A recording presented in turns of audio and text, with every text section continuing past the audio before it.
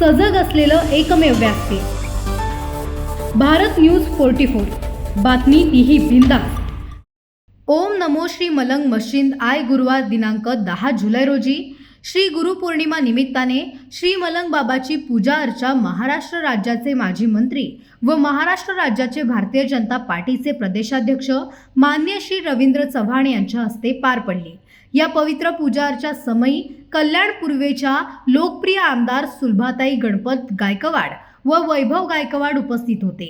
तसेच कल्याण जिल्हा अध्यक्ष नंदूजी परब, शशिकांत कांबळे, जिल्हा परिषद सदस्य श्यामदादा पाटील, टीडीसी बँक सदस्य राजेश पाटील, राजेंद्र वारे, मलंग मंडळ अध्यक्ष समीरजी भंडारी, नवनाथ मडवीसर, जगदीश म्हात्रे, अभिमन्यू म्हात्रे, मलंग रत्नाचे संपादक सुरण काकासाहेब त्रिंबक शेठ साळवी, कुंभारली चंद्रकांत महाराज, करवले रघुनाथ पाटील, वाडी यशवंत काका पाटील, वाडी व साधुसंत तसेच ठाणे रायगड परिसरातील असे अनेक कार्यकर्ते व श्री मलंग भक्त उपस्थित होते। असा हा भव्य दिव्य सोहळा मान्यवरांच्या उपस्थितीत पार पडला।